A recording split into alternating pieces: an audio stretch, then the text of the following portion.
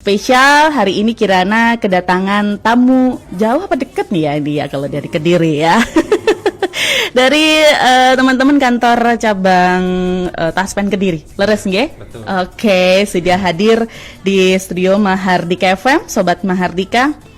Langsung saja saya sapa beliau, ada Bapak Kepala Cabang Taspen Kediri, Bapak Muhammad Syahrial Yuda. Selamat sore Bapak. Halo, selamat sore Mbak Kirana. Iya Bapak. Sobat Mahardika. Nggih, selamat datang loh di studio Mahardika FM Bapak.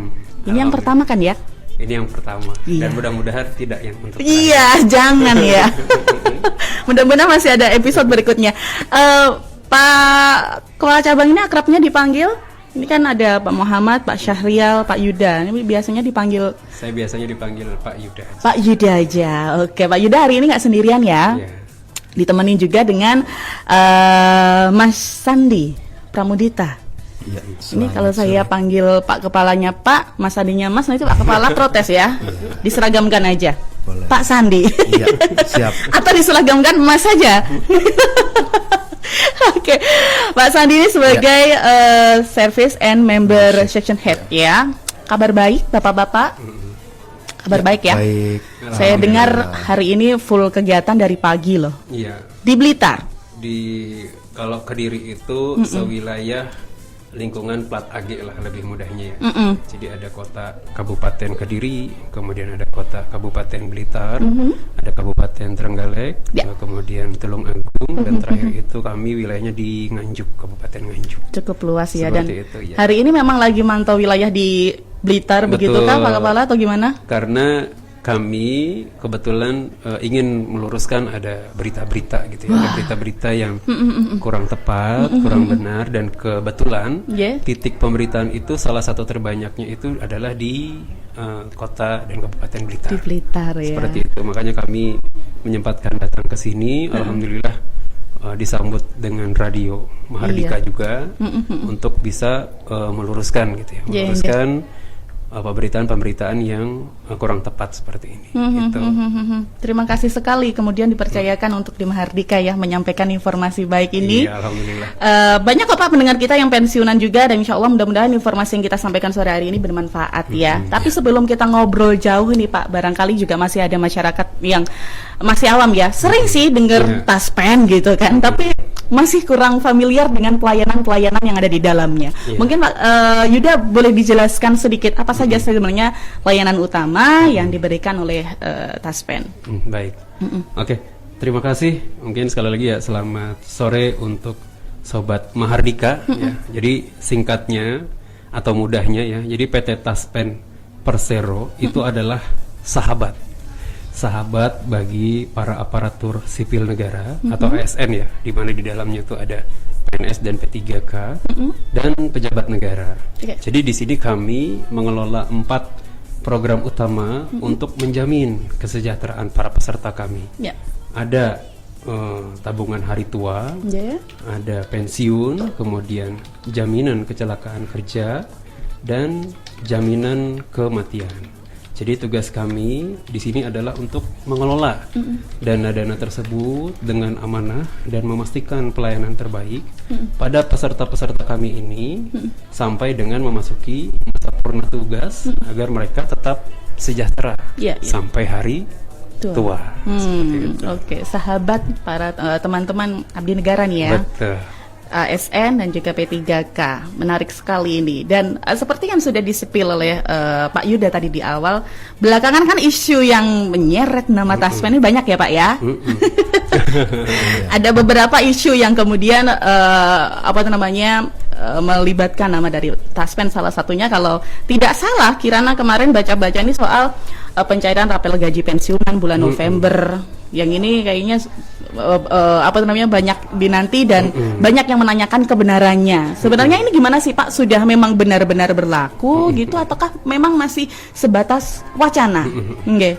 Baik. Jadi ini sebenarnya adalah pertanyaan yang sangat penting dan kami berterima kasih ini diangkat juga gitu ya. Apalagi marak beredar gitu ya terkait rapel rapel gaji, kenaikan gaji pensiunan gitu ya di bulan November dan lain-lain gitu ya dengan apa namanya dengan nilai yang fantastis ya. Jadi saya ingin menegaskan di forum ini kepada seluruh pendengar Mahardika dan peserta Taspen pada khususnya ya dimanapun Bapak Ibu berada. Jadi informasi mengenai pencairan dana rapel pensiunan ya di bulan November 2025 itu adalah 100% hoax dan ya? tidak benar. Oke. Nah, adapun posisi kami di sini ya kami menyayangkan begitu ya penyebaran berita yang hoax ini atau berita bohong ini. Ini kan tentu sangat meresahkan juga. Sangat meresahkan para peserta kami, para pensiunan yang kami hormati dimanapun Anda berada gitu ya. Kami di Taspen itu berkomitmen gitu ya untuk transparansi dan menyampaikan kabar bahwa ya kabar ini sama sekali tidak memiliki dasar. Jadi kalau misalnya ada pemberitaan serupa agar bisa dicek dan cross check gitu ya ke media kami resmi ya, media website kami resmi ada di www.taspen.co.id ya ataupun di pengaduan kami ya itu di 1500919. Oke, 1500919. Atau bisa juga dicek di media-media sosial resmi kami, ada di Instagram, kemudian ada di X ya, itu @taspen seperti itu. Oke. Jadi memang isunya masih hangat ya Pak ya, dan kayaknya di media sosial dan juga beberapa media mainstream bahkan sempat menulis, tapi sayangnya ini hoax.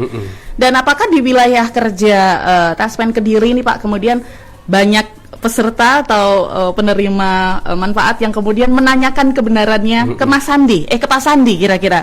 Oh iya. Banyak yang laporan juga nggak Pak Sandi? Banyak. Waduh. Banyak sekali. Jadi banyak yang menanyakan secara biasa gitu ya. Banyak yang juga kebetulan beliau menanyakan dengan nada tinggi juga ada. Kenapa rapel saya tidak dibayar? Ya, padahal teman saya sudah dibayar rapelnya. Gitu ya. Sejak kapan nih rapel dibayar gitu ya? PP-nya belum ada. Pak Sandi bingung jawabnya. Ini pertanyaan memancing. Betul. Iya, oke. Jadi keluhannya sejauh ini masih soal rapelan itu, atau mungkin ada isu-isu lain juga yang sempat ditanyakan ke Taspen Pak Sandi?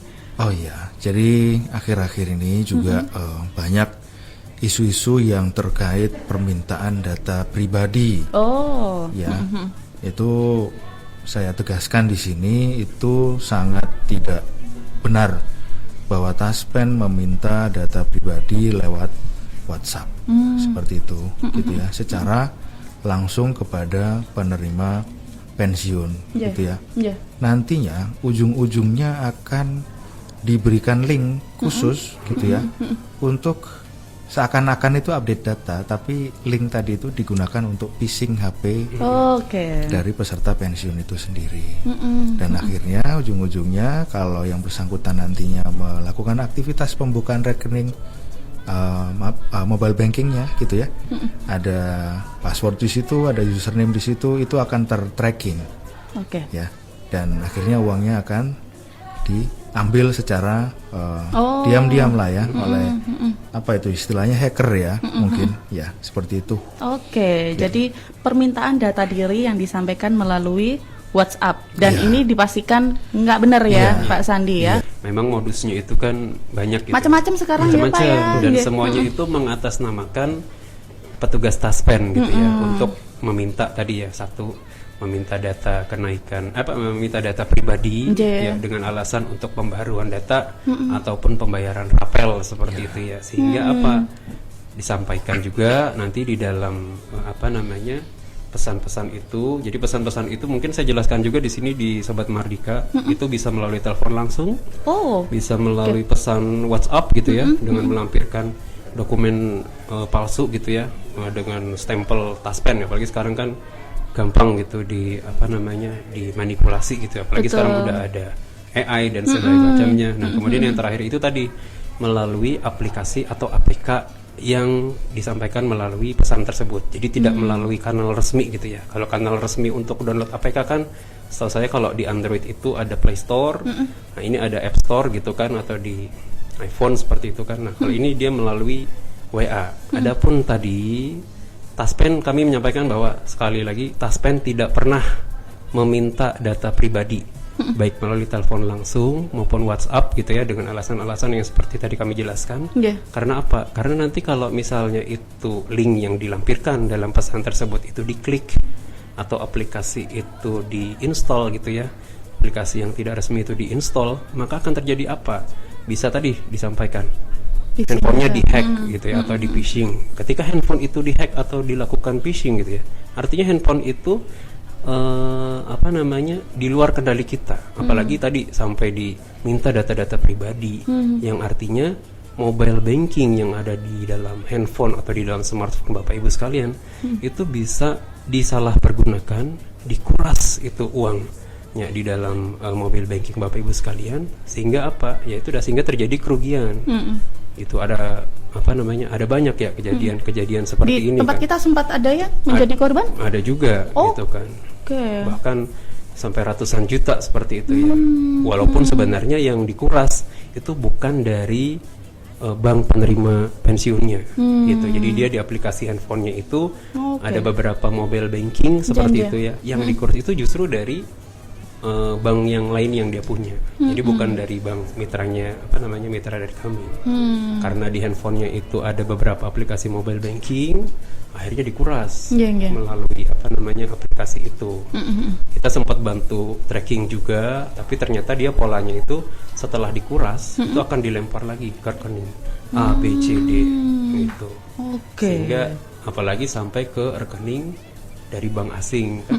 Jadinya kita sempat kesulitan juga. Makanya harus hati-hati Bapak Ibu terhadap ketika ada kejadian seperti itu, kita hanya sebatas membantu sampai di tracking aja ya Pak ya, atau mungkin ada tahapan-tahapan lain yang kita dampingi pensiunan ini untuk mendapatkan kembali uangnya atau mendapatkan proses hukum atau seperti apa ini Pak Yuda atau Pak Sandi ini kira-kira? Ya boleh. Jadi berdasarkan pengalaman dari kami setelah ada peristiwa seperti itu, yang pertama kami lakukan adalah kami mencatat dulu apa yang menjadi permasalahan daripada peserta pensiun itu tadi. Terus yang kedua kami lakukan pendampingan hukum dengan cara kami laporkan itu ke kantor polisi juga dengan peserta pensiunnya tentunya gitu ya, dengan kami dampingi. Nah setelah itu kami juga melaporkan juga ke OJK, membantu melaporkan peristiwa tadi itu ke OJK gitu ya. Detailnya seperti apa nanti pesertanya yang mungkin cerita sendiri di OJK seperti itu gitu ya. Nah setelah dari OJK mungkin kami juga bantu tracking yang seperti tadi gitu ya. Kebetulan mungkin ada mitra-mitra bayar kami yang terkait dengan rekeningnya yang digunakan untuk penipuan seperti itu ya, itu bisa kita minta bantuan gitu ya untuk di tracking nih gitu ya, di mana sebenarnya uang itu tadi berada gitu ya. Tapi kalau sudah di luar daripada mitra-mitra bayar kami kayak gitu ya, itu yang kami kehilangan jejak seperti itu gitu. Nah upaya-upaya itu saya kira cukup membantu dari para peserta pensiun kita gitu ya. Kami juga melakukan hal yang sifatnya proaktif juga ya, untuk membantu peserta pensiunan kita memperoleh hak-haknya kembali gitu ya. Dan untuk selanjutnya kami menunggu proses dari kepolisian dengan OJK seperti itu. Artinya dalam hal ini kita juga melibatkan instansi terkait ya. Tambahan satu lagi Mbak Karina. Jadi kalau yang kami lakukan sebagai upaya preventif gitu ya, untuk kejadian penipuan ini, yaitu kami melakukan yang namanya edukasi. Edukasi dari kegiatan kami, sosialisasi ya, dari berbagai sosialisasi ya, termasuk pada kegiatan pada hari ini ya. Nah, kemudian juga di front office kami juga berikan pembekalan dan penekanan untuk edukasi preventif. Jadi setiap kali peserta datang di layanan, biasanya di Frontline kami itu selalu menyelipkan, termasuk juga di tayangan-tayangan baik itu di kantor Taspen maupun di mitra-mitra layanan Taspen gitu ya, itu menyampaikan atau menyelipkan pesan kewaspadaan terhadap penipuan ini. Nah, kalau misalnya sudah ada laporan masuk, kami akan segera verifikasi. Jika itu hoax akan kami luruskan. Kemudian jika itu upaya penipuan, maka kami akan pandu untuk melakukan langkah-langkah pengamanan. Ya, ini misalnya jika data perbankan, ATM atau rekening yang diberikan itu disampaikan gitu ya, maka segera hubungi bank di mana yang bersangkutan itu menerima pensiunnya untuk dilakukan yang namanya pemblokiran. Jadi harus diblokir dulu. Ini yang paling mendesak. Kemudian yang kedua, segera laporkan ke kami di Taspen. Kami akan bantu periksa keamanan data di sistem kami dan melakukan pengamanan yang diperlukan dari sistem. Nah, kemudian yang terakhir itu adalah laporkan ke pihak yang berwenang, dalam hal ini ya kepolisian, untuk dibuatkan laporan resmi sehingga bisa ditindaklanjuti secara hukum seperti itu. Nah, terus kemudian kami dari Taspen Kediri tentu akan selalu memandu peserta untuk melakukan langkah-langkah darurat seperti ini. Gitu. Oke, jadi ini untuk perlindungan hak dan juga perlindungan data daripada penerima pensiun ya. Oke. Prosedur pelaporannya seperti apa sih, Pak Yuda? Harus datang langsung ke kantor kah, atau mungkin ada portal khusus yang saat ini sudah tersedia untuk melaporkan hal-hal seperti itu? Pak Sandi? Jadi kami sendiri punya portal khusus ya, selain yang tadi 15919. Kami di Taspen Kediri ada portal WhatsApp khusus gitu ya, untuk melaporkan hal-hal yang seperti itu. Itu portalnya ada di 081 217 931 068. 068. Iya. Oke. Itu Bisa langsung WA aja ya. Iya, di WA aja di situ gitu ya. Dan mungkin ini sekali lagi ya, kalau bukan dari nomor tersebut yang saya sebutkan tadi gitu ya, itu kemungkinan adalah nomor yang palsu yang mencoba menjadi orang Taspen lah, seperti itu ya. Gitu. Oke, jadi tadi nomornya 081 217 931 068. Yes. Oke, monggo di save ya, Sobat Mahardika, terutama untuk Anda penerima Taspen atau mitra Taspen, supaya nanti ketika ada nomor asing yang mengatasnamakan Taspen nggak panik ya dan nggak bingung. Tapi ketika memang menerima informasi tersebut, boleh langsung disampaikan di WA ini. Apakah untuk mengklarifikasi kebenarannya gitu? Sangat boleh. Sangat boleh. Ya. 24 jam ya Mas ya? 24 jam. Oke. Monggo lo ini untuk Sobat Mahardika barangkali ingin bergabung bersama dengan Pak Yuda dan juga Pak Sandi supaya lebih jelas. Barangkali ada banyak sekali isu-isu yang Anda terima dan sempat bikin risau begitu ya. Langsung saja ditanyakan pada beliau-beliau. Tapi Pak Yuda, terkait dengan literasi dan edukasi ya, selain mungkin menggunakan media-media sosial, media-media luar ruang, kita juga sempat memberikan literasi edukasinya secara langsung seperti itu kepada mitra-mitra kita, atau seperti apa Pak yang selama ini sudah berjalan? Jadi kalau yang sudah berjalan ini kita melalui banyak alternatif media. Yang pertama, kami di Taspen Kediri melakukan beberapa kegiatan. Yang pertama itu kami melakukan tadi sosialisasi secara masif, secara proaktif.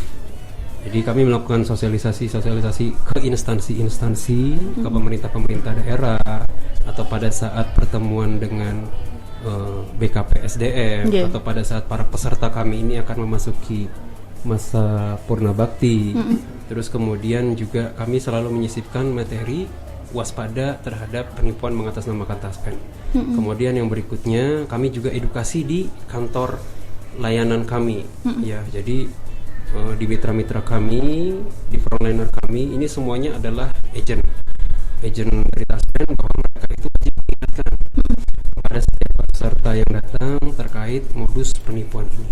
Nah, kemudian yang terakhir, kami melakukan yang namanya kolaborasi dengan media. Ya, seperti yang kita lakukan pada hari ini ya, bersama Mahardika FM gitu ya.